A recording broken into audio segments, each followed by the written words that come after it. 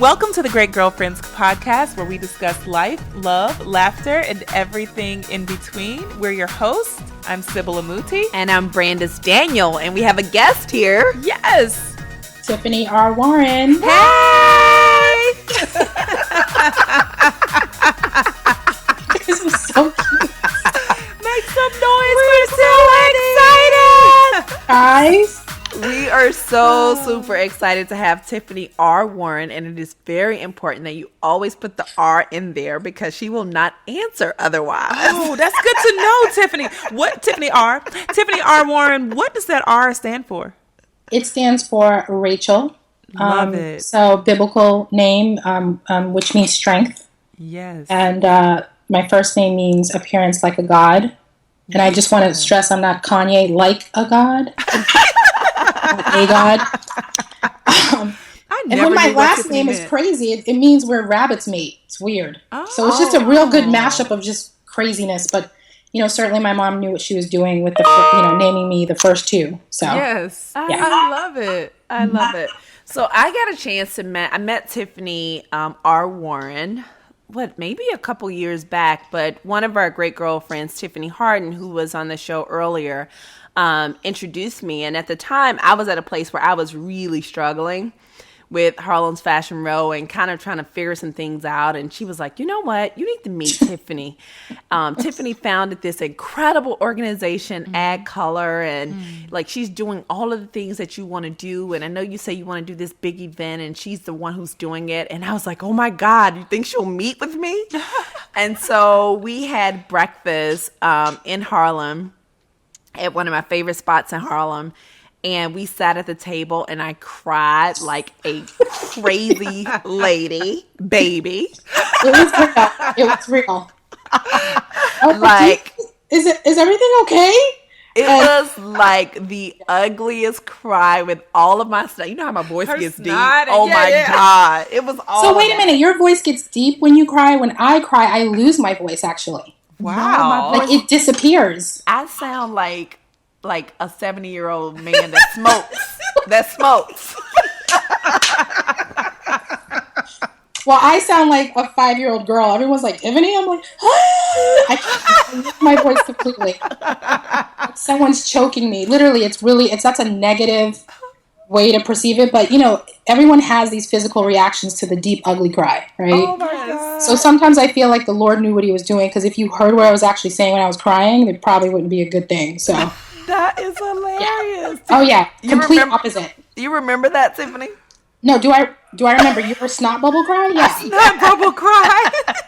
Yeah, I just met you, and we bonded immediately, of course, under the principles that we, had a dream and were given a dream, and that you were kind of going through the stretch, and I was kind of coming out of it, and could provide some knowledge about just how to deal with sponsors and event planning, and dealing with fundraising when your friends are helping to build your dream. And, I that was one of the first opportunities I had to share directly applicable advice to someone who was along the same journey I was, but just with a different idea, but the same principles were there. We were trying to change a world that didn't want to be changed. We were trying to add color to a situation that lacked it, whether that was through fashion or through highlighting a community of like-minded people through awards.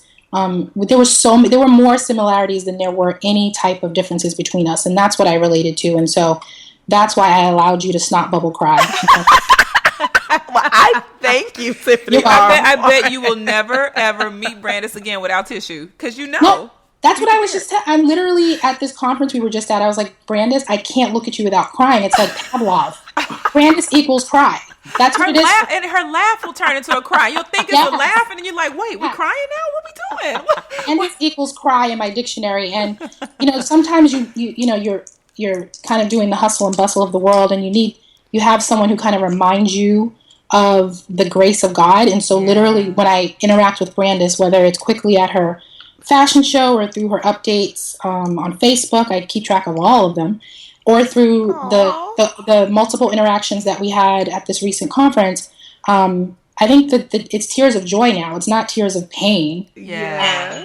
I think the tears have transformed. So that's why, it's a good cry. It's a good cry. It was so funny. Like this time, so Tiffany and I were sitting in the Dream Giver. You know, we were all in that conference. Yeah. And Tiffany was to the right of me. And there's a dream that God has given me for the HFR label, which scares the crap out of me. So I go to the right. First of all, Tanisha is stepping on my toes, my feet, my head, my whole body. And I'm just like, oh my God. And I'm like almost holding on to Tiffany. Yep. It's like, she's speaking life into us because literally she broke us down because she was the character in the story that she was telling was me and Brandis. Wow. Because similarly, when Brandis had her HFR dream, she told everybody around her. Same here. I wrote on, I can't tell you how many napkins I wrote. I actually had the award in mind before the mission. And the award came to me in my dream and I drew it on a napkin for, everyone has this napkin story. I'm like, how many people did I draw it for? Because I thought it was just 2 people, and apparently it was like 20. My best friend had her first child, and I know that's an important, momentous occasion. But all I wanted to talk with her about in the hospital room was this dream called Ad Color. It was like, I'm giving birth to a baby too. Yeah. So, it was like when Tanisha was speaking, it was like, okay, this is a joke, right? Like the universe put me and Brandis beside each other. I know. At these critical junctures, me celebrating the 10th year of my organization, you wanting to take HFR in a really unique and awesome direction. There's no accidents. There's no coincidences. Right. I don't believe. Absolutely not. Absolutely not. So true. You could have sat next to anybody else because there was a lot of people who really, you could have turned to the right and they would have paid to make your dream happen. But God was like, nah, I'm going to put you next to Tiff this time just to remind you again, like anything is possible. Because that's what I told you when I first met you. You were like giving me these problems. I'm like, that's it? It was like, those were big problems. It was at the time. Sorry. All Girl, respect. and now that I think about it, it probably was really small things. But to me, it was really adorable, actually. Adorable. Because let me tell you how I remember. Wait a minute. I had adorable problems. Now that we look back on it, but during the time they were insurmountable in your eyes. But now that you've achieved so much, it's like, that's cute. That was cute. I mean, I think that's the grace of time and God. It's like in the moment you think, because I told you my story about how we were transitioning Ad Color from being under an organization to being on our own, and how, God was just throwing like boulders in my face. He was like, here, get over this one, here. And every time I jumped one, there was another one waiting for me. And I was like, I can't do this. I wasn't close to giving up, but I felt it in my spirit. I never really shared that with my team or, my board of directors. Like my spirit was broken, truly. And something rose me up. I don't know if it was, I got a call from someone that said, hey, we want to feature Ad Color in Times Square. I was like, come again? What happened? We want to put them on the side of the Reuters building. So this is a building that I've walked by millions of times, that I've seen on Dick Clark's Rockin' Eve, when everything goes crazy, and during the new year, they put everything on this particular building. And then it was our 5th anniversary, so I felt like that was a sign, to aim higher, reach higher. Your name's going to be in lights. Don't worry about it. We got you. And then that was also the first year that we were in the Beverly Hilton, which was the room that we see the Golden Globes every year. Mm-hmm. And so all of that to say that, in those moments of, desperation, more so dream desperation, at your lowest is when the highest moment comes right after that. I truly believe that. Wow. So let's go back a little bit, Tiffany. So you've built this incredible organization that celebrates diversity in advertising, which is Ad Color. But you did that while working a pretty high-profile job, right? So how in the world did I'm sorry, Glenn? How in the world did that work? I think if we didn't learn anything from the wealth experience was, you got to ask, And so when I was at another agency where I founded Ad Color at that agency, and with their help creatively and all that great stuff, they provided amazing resources to get it off the ground. I think when someone recognizes an authentic and real moment, and as one of my board members said, a once-in-a-lifetime organization, things happen to make it easier to move the organization, even with the troubles and the lows. There's just some things that honestly, Brandis and Sybil, I look back and I'm going, that's God, because I can't explain it, right? Yeah. Having no money to start a major awards and try to compete with the Clios and all these other advertising award shows. Who am I to do that? This little, black girl from Roxbury, Massachusetts. And it's like, yeah, I can do it. When you know in your heart you can do something, you pretty much have blinders. So when I got the offer to come to Omnicom, I specifically said, I cannot leave Ad Color behind. It's part of me. It has to come with me. And I made it part of, the offer to say, hey, I'm certainly willing to move up a level in my career, and I'm happy and I'm excited.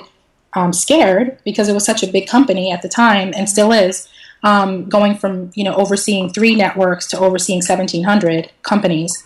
Wow. Yeah, it was that much of a leap. And so that was my one sticking point. I was like, if I can't do Ad Color, then I'm going to stay right here because I have to feed the dream. So Tiffany, we want to back up a bit because we want to, in as much as you can give us in as little bit of time, because we definitely want to take all your time, but we want to know about your beginnings. You said from when I was born? Roxbury, Massachusetts story. Like, give us the quick of that story. A quick and okay. So yeah, I'm born and raised in Roxbury, Massachusetts. My mom was a single mom. She raised 3 kids, but I'm the oldest of 10. My dad went on to get remarried and had 7 boys. So there's 8 boys and 2 girls, and we're all very, very close. And I pretty much am a product of every diversity program you can think of. So it starts with Head Start, giving inner city kids a head start, literally, right?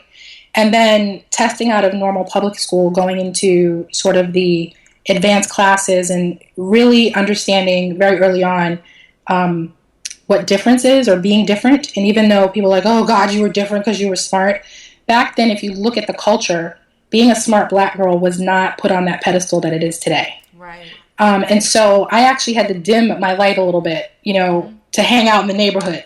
I mean, like, I'm keeping it all the way real. Like, hiding books that I would need to read and not necessarily being available to play stickball all the time and, definitely aging myself. But I really had to live 2 existences because I was actually afraid of being called out as the smart girl. Mm-hmm. Just culturally, there just wasn't any validation of being smart. Now, definitely in my family, my grandmother and my mom were very protective of me and nurtured that. But I'm just saying, when I went out in the world culturally, it wasn't validated for me. And then, going through those advanced classes and blowing away, some of my counterparts who weren't my color, having to face a stigma around that. And then finally settling upon, going to a private school and receiving a 7-year scholarship to my private school. My mom didn't have to pay anything. Wow. I aced the entrance exam, and so as part of that, I got a scholarship. And then again, so this diversity kind of scholarship stuff followed me my whole life, and then went to Bentley University on scholarship as well. And so being acutely aware that both my differences, whether it's exceeding academically, but also being a black woman, actually became a good thing, and I became comfortable with it, and it actually has brought me the life that I have now, as well as it gave me a key to my educational success as well. So if I had to do it all over again, I would put myself right in the middle of Roxbury at the very time that I was born, because I also met some of the best friends of my life who were both also outcasts because of their smartness, and so we banded together. And all those individuals have gone on to be corporate acquisitions and mergers lawyer, the head of economic development for the city of Boston, a senator. And we were they in particular were first generation Americans, but the one thing that we all had in common was that we were the outcasts because of our intelligence. What did you think that you wanted to do at that time, Tiffany? Advertising. What was your dream? Advertising. What was it? Advertising. Advertising. You just knew. What was it about advertising? I'm just kind of curious. As a kid, how did you, see advertising as a medium or a lane for yourself? I think first and foremost, I saw the power of it. I saw the ability, the influence was what was really seductive to me, because I'm like, wow, you could look at a commercial and then from that commercial an action is created. And so I knew early on, I was like, that's kind of dope, The other piece of it too is I knew I wasn't destined for straight corporate America, because I went through the Inroads program and they kept sticking me in the marketing department. So the track was, for many people, finance and banking. And they're like, what are we going to do with Tiffany R. Warren? Like, I kept like filling out surveys, and I'm like, I'm not really into banking. So, but I was, but I was at Verizon at the time, so they kept sticking me in the, the marketing department. But then the thing that I liked the most was I was like, I want the job of the woman who's coordinating us, and that happened to be the head of diversity. So that's when like the whole diversity thing, I was like, you can get paid for coordinating your people? I was like, that's a cool job. I love that. I literally was like, okay, I want Sandra Branker. I will never forget her name. I was like, I want her job. And I didn't go up and say that to her, but I studied. I was like, she's loved. She helps people. She makes their dreams come true. I'm like, what's the negative of this job, right? Mm-hmm. I would learn that later in doing the job, that there is a great sacrifice sometimes when you're helping other people achieve their dream, So, but that's immediately where I got the thing in my head to do the diversity work. And that's how my whole career has been sort of trajectory. I mean, I did the advertising thing for 2 years, and I was like, this is good. But the calling was to do diversity from the very get-go, even from, like, to be honest with you, Head Start. Because in Head Start, you get these progress reports. And I suggest anyone go back and read them if they went through Head Start, where they tell you, they're studying you, they're trying to figure out what kind of citizen you're going to be. I mean, I feel like it could have been a big government experiment, but absolutely, you didn't hear it from me. But girl, you heard it from these me. Progress reports were really intense. And one of them said, Tiffany likes the quiet ones. She's the class mom. I'm like 3 years old. How can I be a class mom at 3? Wow. So I'm like, that's a hallmark of my personality. Is I feel like I'm a mom a little bit in terms of people who want to come into the industry. I feel very protective. So. But that was seen early on when I was 3, which is crazy. So I always say to parents, like, recognize the gifts of your children early. Yeah. If that's all I wanted to do was to speak up for the quiet ones. I mean, to me, it's even coming out of my mouth, it still seems really surreal that they picked up on that when I was so young. So wow. I think that question is more complicated than just, advertising. I mean, I think there's several influences that I think created the type of role that I have today and the type of person I am in that role. Mm-hmm. Wow. Yeah. Wow. Okay, so now at Omnicom, how do you balance the integration of ad color into your day-to-day? Like, how are you conquering all of this? Could you what's your title, Tiffany? Senior VP, Chief Diversity Officer.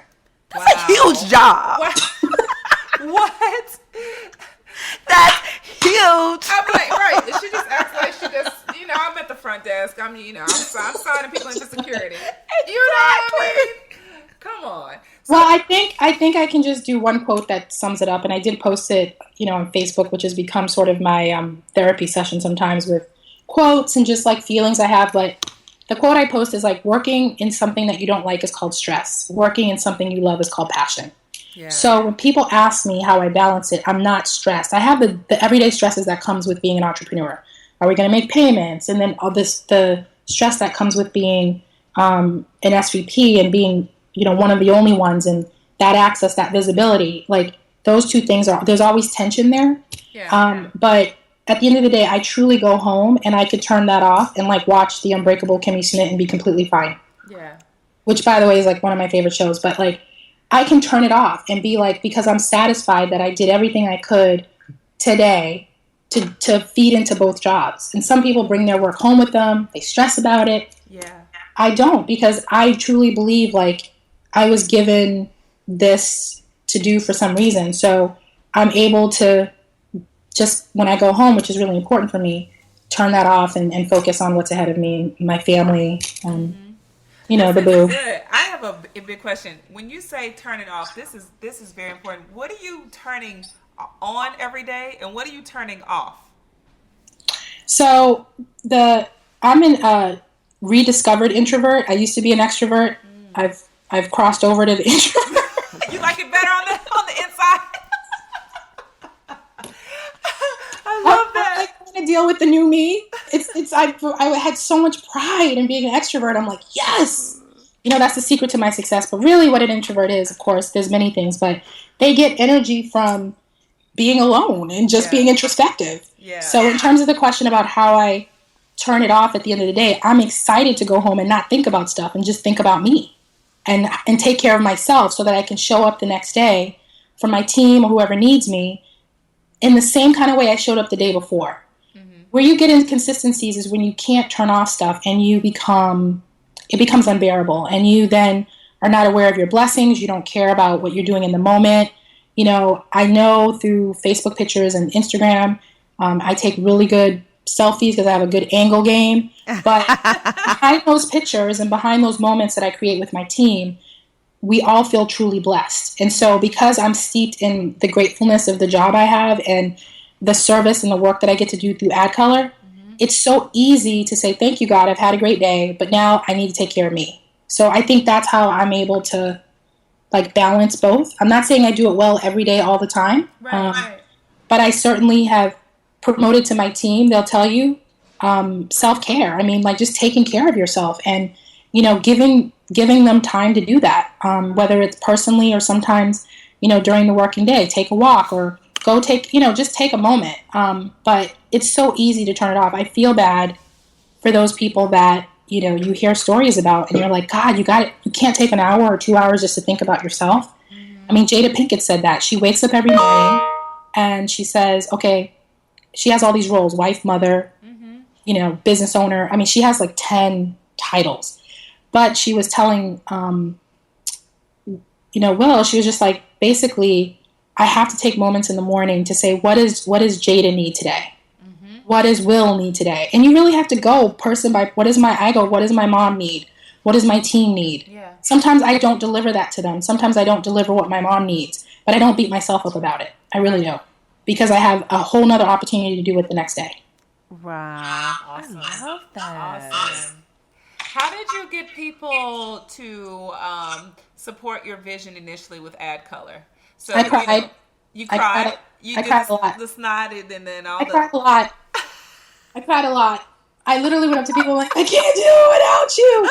I opened right. I'm just kidding. That's so good. It's real simple. Everyone had the same aha that I did. That diversity in advertising was not where it should be. And so if you look at before Ad Color, how many organizations existed to support this community, and now after, it's night and day. Wow. So I feel like I was just one of the first people. There was AAF, there was definitely the 4A's MAPE, there was other groups that definitely have stood up and paved the way. But maybe I don't know if I was the first one to raise it and say, okay, can we celebrate each other? I think Ad Color may have been catalytic in terms of allowing people to have a good time around diversity and inclusion and achievement, and kind of creating its own personality to allow people to feel great in being a person of color within advertising, and also aspirational. People wanting to work hard in order to get an Ad Color award and what that means for their career, the pride of being part of a group of people that are really unique and that have received the award before them. So I think, when we started, there was not many groups, and I really just had this clear vision in my head. What's interesting is I tell people I did see the award, but I also saw myself, maybe because I watch the show every year, but I saw myself in the ballroom at the Beverly Hilton before we ever did it. So when I walked in, when nobody was there yet, and the event team was come see the room, I really had this deja vu moment. I was oh, I've already been here, but thanks for showing me. I already had envisioned us being there. But I think that really elevated how everybody felt about the organization and pushed us to the next level so quickly. So people see your success now, Tiffany. And I know they're questioning how in the world is Tiffany able to do SVP and also run this very successful nonprofit. Can you tell us one of your most challenging moments throughout this journey of building this company?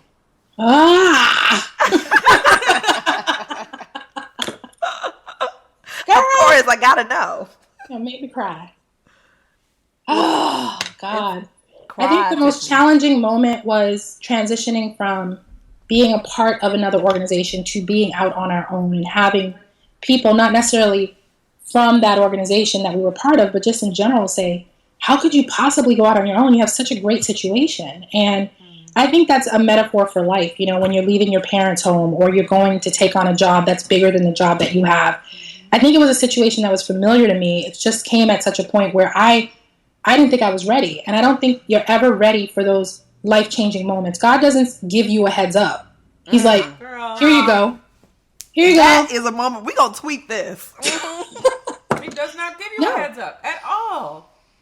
No, he doesn't give you a heads up. He doesn't send you. He's not like a personal trainer where he's like, this is what you need to do before your big fight. Like, he gives it to you, and he's like, okay, go deal with it. And that's exactly what happened. And I grew so much as a person because of that. And it's been one of the greatest gifts that I've been given, even though it was the most, it was so challenging emotionally that it presented feelings that I'm just not used to, like conflict, like Yeah. like having to do things on my own. Like, I'm so used to doing things by committee and collaboration, but this situation required me to dig deep down in my soul and ask the question, this is all on you, girl. Are you going to move forward with this, or are you going to let this define you? And I decided to move forward. And move forward we did. And we could not have imagined, and I think, Brandon, you probably can relate to this. Even if you've had your best year, you have this moment where you breathe, you take it in, and then you start all over, like you start from ground zero.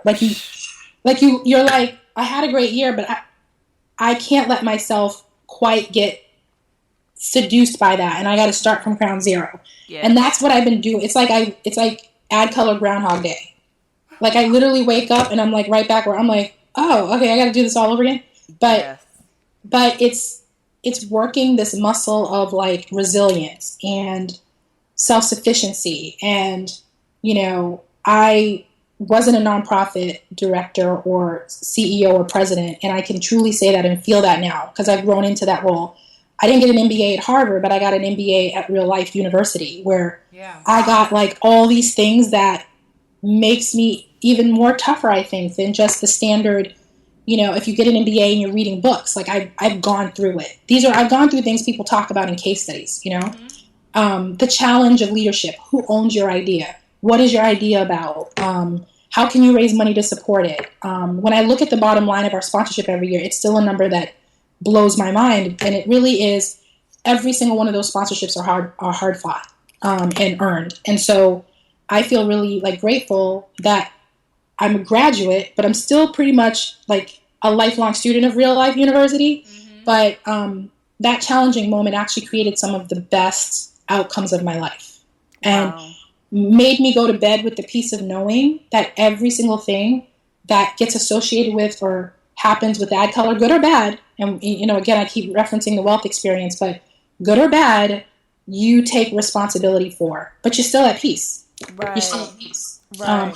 So that's the greatest gift that I got in that transition from being under one organization and being on my own, was a peace of mind. And there's so many of our great girlfriends now who are thinking about starting a company, thinking about starting a movement or executing an idea. If you could give them one piece of advice, what would you say? I've said this before. I've been asked this question. Be humble. When you have a sense of humility about the gifts that you be given, you got gifts. Everyone is walking around with a certain amount of gifts that they use the way they want to use, right? So what's so different that the way that God gave you your gift, like it could be a singer or it could be someone who's like Oprah or, whoever, they're given certain gifts that have the ability to transform the world or transform their world around them, the 5-mile radius. Whether it's a 5-mile radius or a 500-mile radius, be humble about your gifts because that's how they multiply. There's so many instances where things have been taken away in a second. There's no reason why you're any more special than the next person. You've just been given the ability to impact people's lives. If you have a winning idea, if you have a movement, like Black Lives Matter was started against horrific circumstances, but will truly change a generation of people, the way they think about their place in this world and in their particular culture, So if you have a true movement, be ready for the stretch and also be humble. Just really, honestly, I've met so many people who have great ideas, but they are not easy to deal with. And no one's going to want to help you if you have that block of ego. Yeah. Ego is basically your inner voice telling you they don't want anything to change. How do you build the stamina to execute in the way that you do? I sleep well. That's good. I'm telling you, people try to get diet books and all this other stuff. My sleep is so important to me. Like I sleep. And then I also very much so, like, I think the introvert part of me keeps real still, real quiet for a long period of time. That's good. Those 3 days in the weekend allow me to have enough energy for the week. Yeah. And I'm not, my mom laughs at me because she says I don't stay still. I'm like, Mom, I stay still more than you think. Uh-huh. The fact that you have my Uber account, you can see where I'm going. But generally, I stay still. Yeah. So right. My mom, like, I'll get an Uber and she's like, where are you going now? I'm like, Ma, chill. But I stay super still, and by still meaning like, that's the best way to describe it. I don't have people come over, you may call that a recluse. I'm just very, very still. And, those times are really reserved for my family that fulfill me in a different way. Yeah. My boyfriend, like, I really, really do delineate between professional and restoring so that I can be there professionally. Because if you saw, there was one week where I had to fly 25 and a half hours. And I looked like I only flew an hour because I knew that was coming up, so I prepared myself for it. Yeah. So I think people don't do that enough. They don't prepare themselves for this trek called being an entrepreneur or being both an entrepreneur and having a day job. It does require a lot of energy. Wow. Can I ask you a little bit about your great girlfriends and how important are your friendships? Because I got to see your friendships in action this past week at the Wealth Experience. I'm telling you guys were having such an amazing time, and you have so many years between you. It was clear. Yeah. And even now, looking at you smile, in reflection of the women that you share that proximity with. We are very, very, very big advocates for having accountability and proximity to people that add value. My God, if you looked at the way that my life has transpired, I was that girl that didn't have a lot of great girlfriends before the age of 13. I was very much a loner, and my siblings were all I needed, and my cousins. I was very, like, sheltered, and that's all I needed. And then I met... We are soul sisters.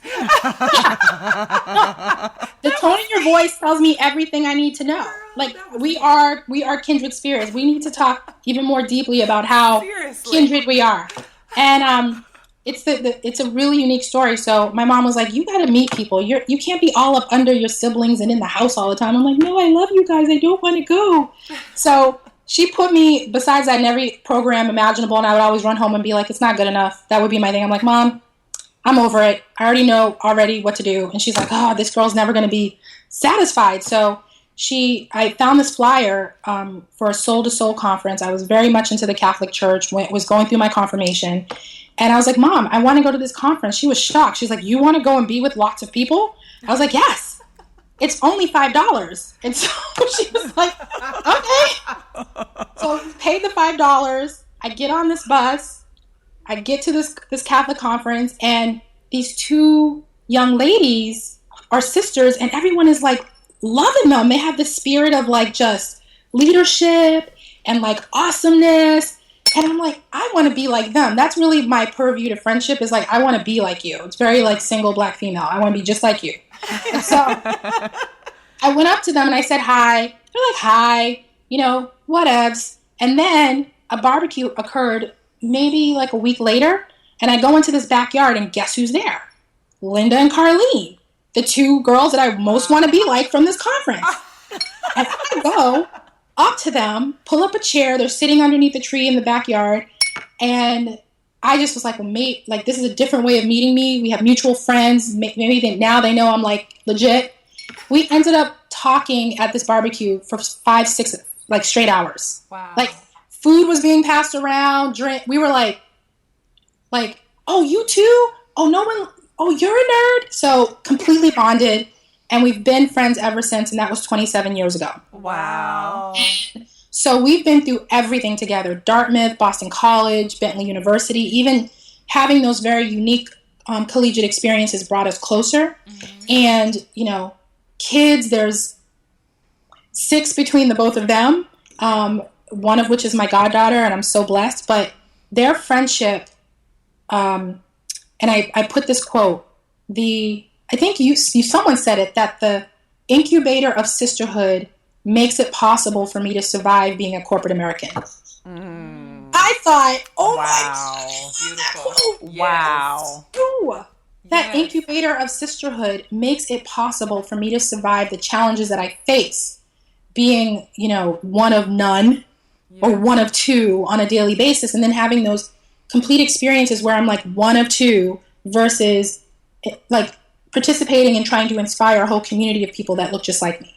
Wow. I mean, the balances that I have every day, but those girl, when I tell you, I get emotional when I think about the both of them and how we were told so much that we were not going to be as successful as our counterparts. And then, between the three of us, as I mentioned a little earlier in the podcast, one is a corporate mergers and acquisitions lawyer. Now she's general counsel for a company. And the other is a state senator. Wow. And we often talk to each other and laugh at the fact that we were told that we were going to be mediocre, literally to our faces. How's that for average, right? Or even less than average, like seriously. Yeah. Like there was this disbelief that we, out of the part of the city that we were coming from, could be anything but what we are right now. Wow. And so sometimes when people tell you you're not enough and when you're not good enough, it's maybe because God, I don't know who does it, but they flip the script and they say, no, you are enough and you're going to be amazing. So there's no formula as to why we all came out the way we did, but I just know that those two women made it possible for me to get through private school. Those two women made it possible for me to be at Bentley University and be the one who wanted liberal arts while everyone was taking accounting. They believed and trusted in my dream of going to a business school but doing liberal arts. And then to my surprise and delight, moving from having those great girlfriends and having such a blueprint to then using that blueprint to get even more blessed with the girlfriends that I have picked up through my professional travels. Given a great blueprint very early is key to young women. So that they can easily identify the right people they need to take on their journey, because not everyone is here for you. Right. Girl, you better preach. Not everyone. Right. You better preach. Right. Look, sometimes you have friendships where there's a mutual interaction where it's like, okay, I know what I need you for, and you know what I need you for. Those are really quick and they flame out. The other piece and the other leg of the great girlfriends is my mentees who have turned into my great girlfriends, Yes, I love them. It's the truth. No, we have them too. You have them too, Brandon. Yeah, aren't they amazing? No, this is the thing. They come at you and they come to you with this spirit of, oh my God, can you teach me? But little do they know that they're teaching you. Yes, that they were sent to you. Yes. To teach you. Yes. And I think most people come from it like, oh, I'm going to help this person and put them on or whatever and feel some sort of responsibility for their success. I don't feel responsibility for any of my mentee success. Honestly, I truly, and I've said this even when I was running the 4A's MATE program and I was responsible for helping these young people find internships and jobs. And they would be like, oh, we want to thank you, Tiff. We want to thank you. They put their little intern money together to get like a really cute necklace. And I'm like, which is still in its box, which is still somewhere. Like, I don't want recognition through material things. The way that you can thank me is be successful. That's it. I'm so good with that. And so, there's a litany of them. They'll be mad at me if I don't list them all, but it's like 50 people. So I'll just try the ones that have been impactful. But Christina, who I've mentioned a couple times on the podcast, she's sitting right here with a big smile. But there's several of them that are real key to me growing in my service of helping people through our friendship. So you don't really get lucky like that. And I've gotten lucky way too many times where I think God is like protecting me for some sort of greater thing. And I think it may be eye color, maybe something else. I don't know. Yeah, but I'm feeling real protected now by my sister circles, and I'm loving it. And what you saw, that energy that you saw between the three of us, Coco and MT Michelle, is only 1/10 of the joy that these women have about the life they created and are so selfless in helping other people find that as well. You don't get that. You think like this can't be. Yeah. But I think also give credit to yourself if you do continue to attract those type of people. There's something in you that's attracting these great. So hopefully, you think it's a reflection. You know, that's so true. Yeah. I think that we tell people this all the time because Brandon and I both are imported from Memphis to New York, and I feel like some of the greatest relationships come out of a lot of your New York story. And people feel like, New York can be the loneliest place. And I'm like, if you sow loneliness and if you sow, discontent and you just sow disinterest, that's what you reap. But in New York, if you really want to have a community of vibrant women, and that's not just New York, that's every city. But there's no reason why you can't move to a city and make connections and give your genuine self and meet like-minded, like-mission, like-statused women.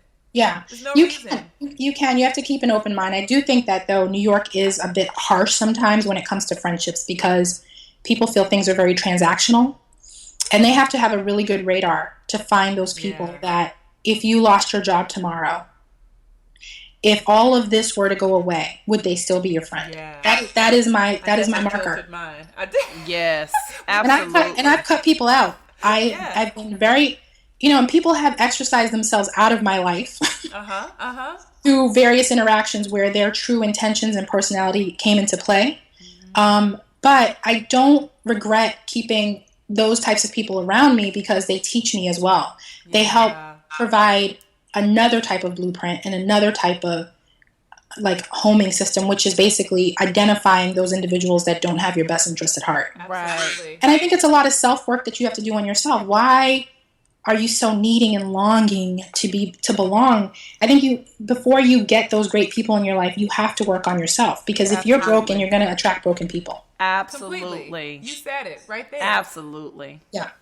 Oh my. So there is, the quality of my interactions, the people around me, the moments, the convos, the blessings, and I've shared this with my team all the time when we're going through this stretch of ad color when things get really, really crazy or, we're transforming things here at Omnicom that may take a little bit of time and everyone's kind of rushing us maybe to do it faster. I say, first we got to clear our runway, right? And Julie Washington said this at Essence Women Shaping the World a long time ago, and it's one of the most impactful quotes I've ever received, which is, your blessings can't land on a runway that's full of old problems.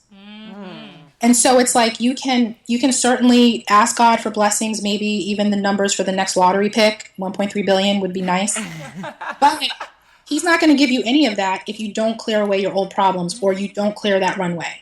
Right. And so to me, when I had all these old problems on my runway, I wasn't able to bring new people in my life. I wasn't able to dream beyond what was going on with me. So I basically just looked at every issue and just clear.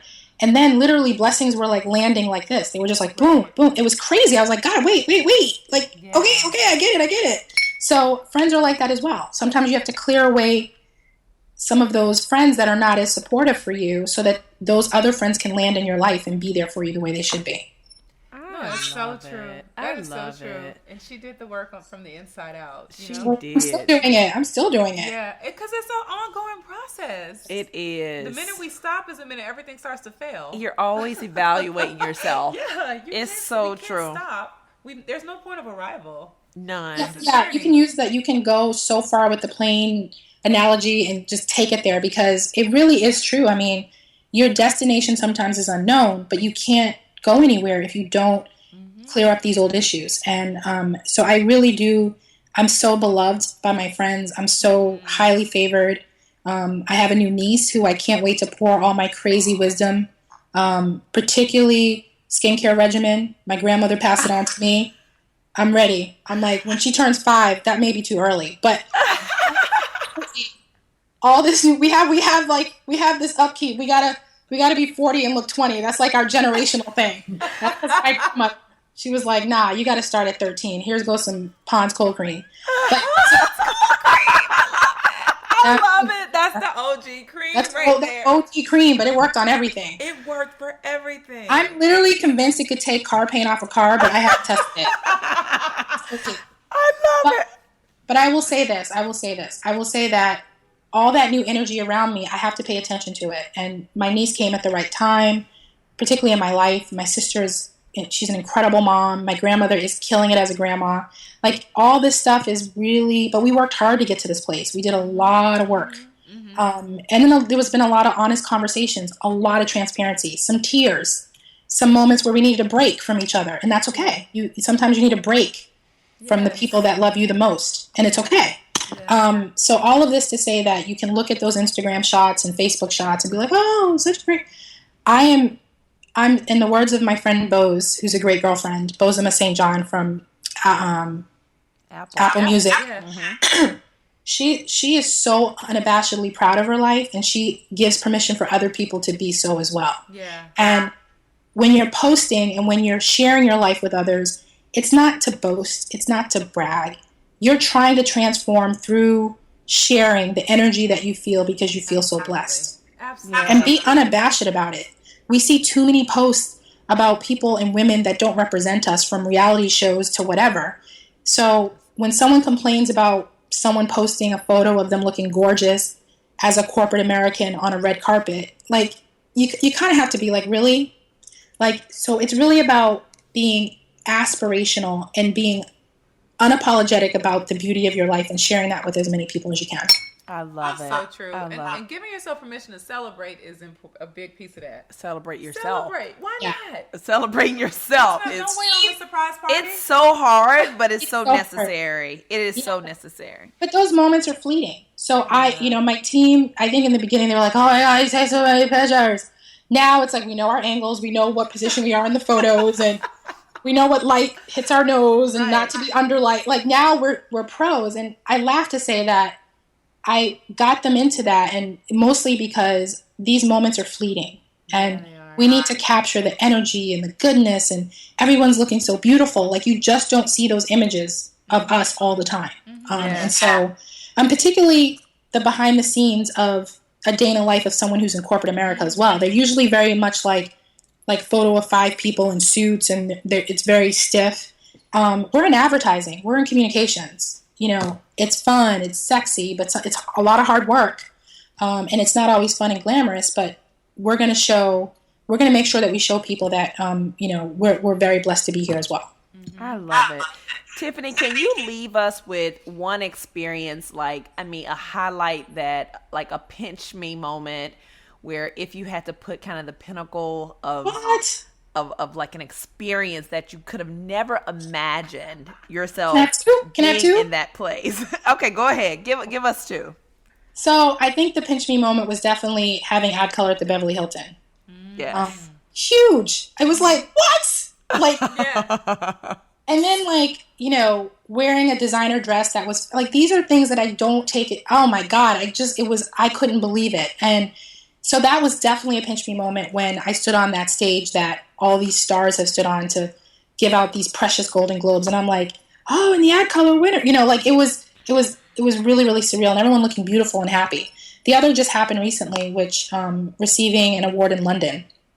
It was just a real pinch me moment. And, I got up and I made a speech, and my team couldn't travel with me. And, I really would love to have had them there, but I had some of my best friends that I grew up with who've known me since I was 13. And, I look up and there's a dinosaur because it was in the Museum of Natural History. And I'm like, is this really happening? Uh-huh. And so you say yes and you move on, but it gives you, I walked a little taller after that. I got off that plane from London like, what? Because I felt like, this is crazy. Yeah. Wow. Myself permission to feel the joy of accomplishment. Just feel it, And I showed up at the office like, hey, what's up? And, and my team was like, no.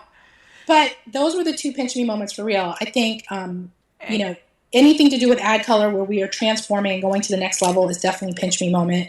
And then just recently, accepting a global award in London. Wow. Oh, Tiffany. Oh, Tiffany R. And I didn't unprofessionally cry. I'm so proud of myself. You were This was so incredible, Tiffany. Tiffany, where can our great girlfriends reach you on social? You don't want no strange phone calls and then be pointed back to us. No, ma'am. Not this community. I'm on all the platforms. I'm very private about Facebook, but certainly like Instagram, we're at just_ad_color. You can also follow our exploits at OMC_diversity on Twitter. But we're on every platform. If you go to YouTube, all of our videos from speeches, everything is there from all the years of ad color. Following me personally, I'm at DiverseStar on Twitter and also on Instagram. All right. Oh, wow. This was incredible. It was. I felt like I was sitting right in between you two. This was You are good. technically You like- are. You are. Yeah. My computer is literally placed right between us. I love it. So it is. Thank you so much for allowing me to be part of this. I'm so proud of you guys and the success that you've had with the Great Girlfriends. The minute you guys posted on Instagram, I was like, it's a hit. I was like, they're honoring the greatness of girlfriends. Like, who's doing that? It's brilliant. It's so brilliant. Oh, So I wish you guys all the success. Thank you, Tiffany. so Okay, much. you got to stay on just for our closing. Yeah. Okay. It's gonna be quick. Okay, so thanks to our husbands, Thank you to our husband, and thank you, Rich Babe, our families, and our great girlfriends. for trusting us as your go-to source for everything life, love, and laughter. You can listen on our website, iTunes, Stitcher, Blueberry, anywhere you can get a podcast, you can hear us there. So remember to check us out on Instagram, The Great Girlfriends, Facebook, The Great Girlfriends, Twitter, _great GFS, and tell all your friends to visit our website at www.thegreatgirlfriends.com. post your question, Share with friends. keep listening, and keep being a great girlfriend. I'm Sybil. I'm Brandis, And I'm Tiffany. and we're signing off. Peace.